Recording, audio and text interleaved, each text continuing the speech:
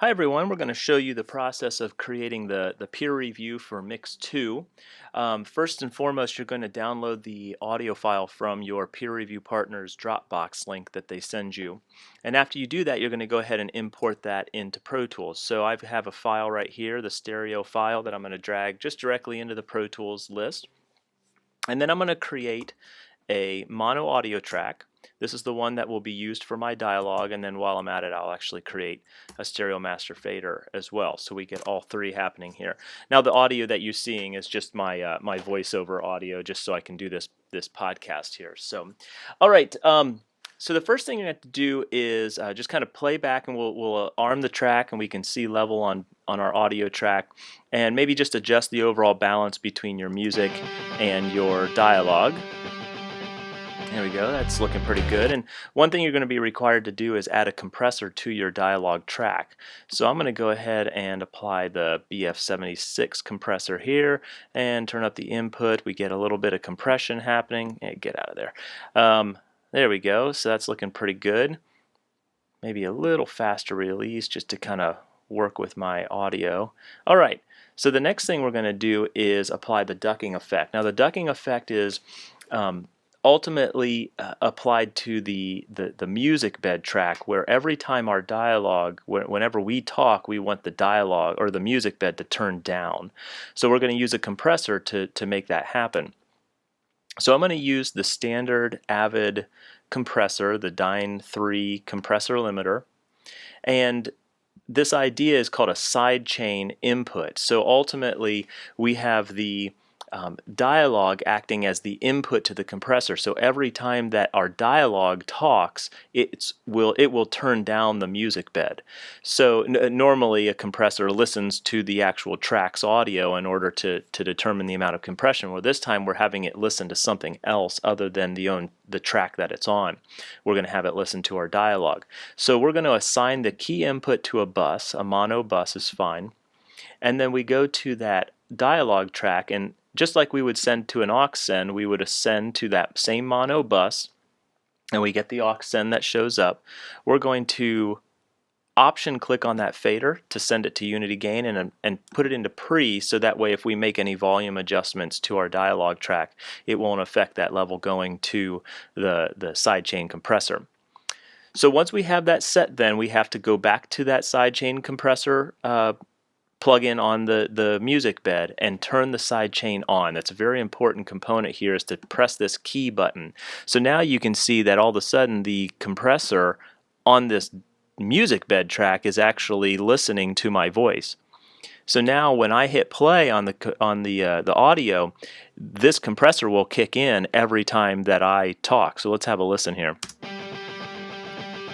Check 1 2, check 1 2, and if I turn the threshold down more, you'll hear that music bed is actually turning down, and then when I stop talking, it kicks back in. Now it's pretty jagged sounding right now, so let's make the release a little bit longer, and you'll hear that when I let go, it slowly fades back in. The minute I start talking, it drops back down. Now I have this ducking effect pretty harsh right now, just to kind of showcase the ducking effect, but I would probably turn this threshold back up and not compress quite so much.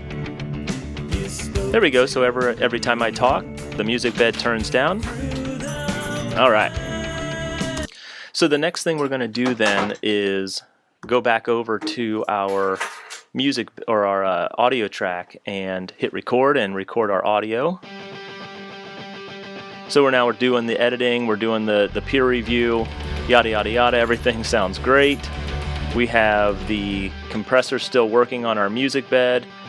Hit stop, and then you've got your music bed working, or you've got your dialogue working throughout that whole track most likely.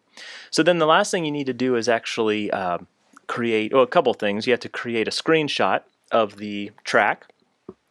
So what I'm going to do is, on the Mac computer, hold Command Shift and then click on the number 3, and that'll create a screen capture of our mix window. But before you do that, it's really important that you actually have this plugin selected and turned on so I can see it on the screen. So then when you hit Shift Command 3, it took a picture of the entire screen, and if I hide Pro Tools, you'll see that it actually just showed up here on my mix window. So if I double click on that, there's my screen capture of my entire mix window. Now you have to relabel that.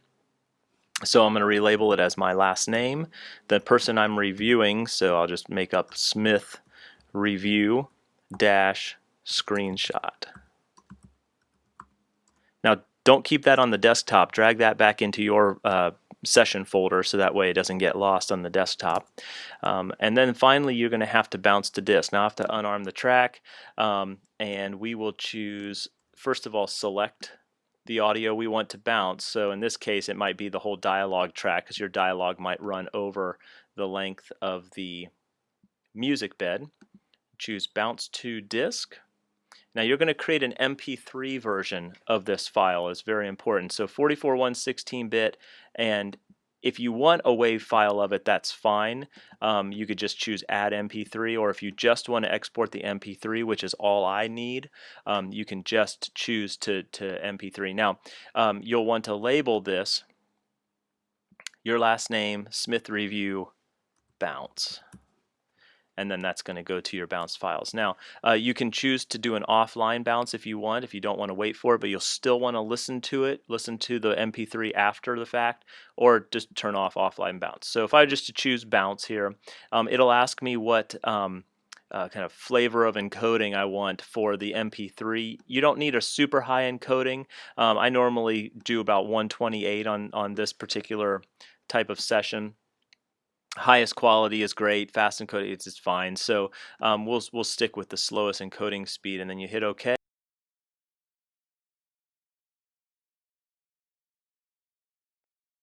There we go. So it bounced that audio, and then we have that as an MP3. So that's that process of creating the ducking effect and exporting as an MP3.